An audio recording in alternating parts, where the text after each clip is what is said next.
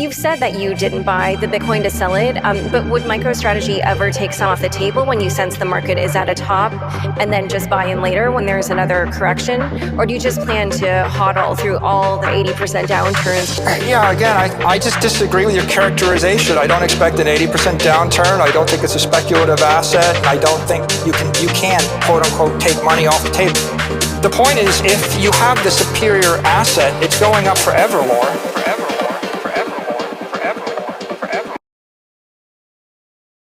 Michael Saylor， 比特币的布道者，华尔街的新神。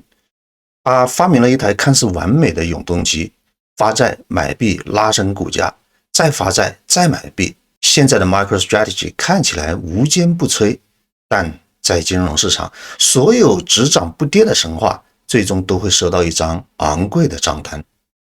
我不否认他的成功，但作为一个理性的投资者，我看到了这艘巨轮底舱上的5个致命裂痕。今天我们要拆解 MicroStrategy 的死亡螺旋，这不仅关乎一家公司，更关乎你手中所持比特币的命运。Saylor 的第一个致命伤叫做巨鲸搁浅，他目前的策略是一直买，有多少买多少。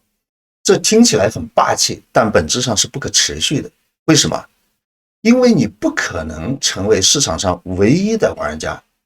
当你的持有量占到全网流通量的 2% 甚至更高时，你就遇到了流动性陷阱。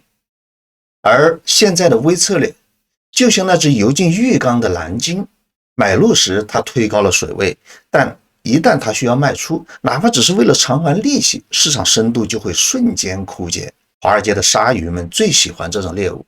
当全世界都知道你大到不能掉头时，你就成了完美的狙击对象。一旦市场出现恐慌，流动性消失 ，Saylor 就会发现他被自己买来的比特币囚禁了。第二个死结在于人设崩塌。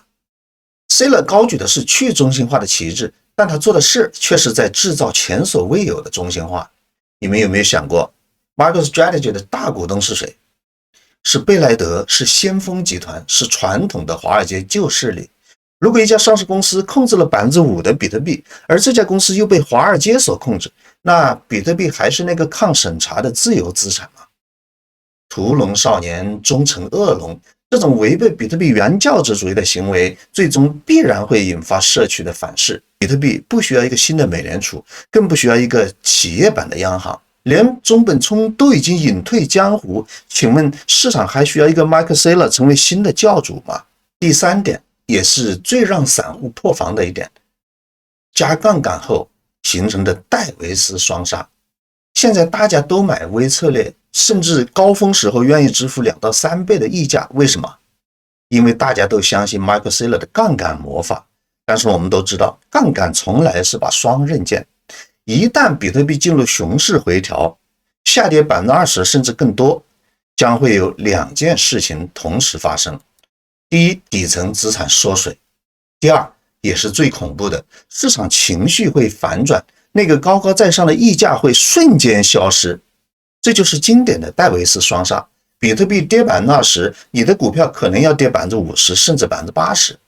这也是为什么我说，在高溢价购买微策略股票的投资者，其实他不是在投资，而是在刀尖上舔血。第四点，他被自己的神话绑架了。在金融市场，唯一可持续的策略叫高抛低吸，高估时减持，低估时回购，这是常识，也是商业理性。但 Saylor 做不到，因为他把自己塑造成了钻石手的教主。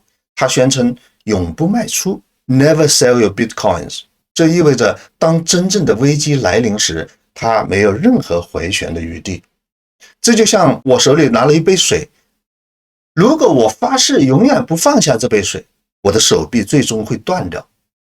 缺乏交易的灵活性，没有退出机制，这不叫战略，这叫赌博。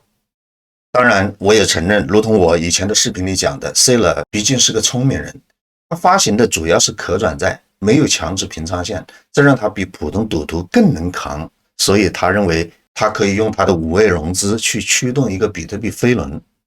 但这并不意味着散户是安全的，公司有可能不会破产，但你的账户可能会归零。马克·塞勒正在进行一场人类历史上最大的社会实验。如果是牛市，他是神；如果是熊市，微策略就可能成为下一个雷曼兄弟。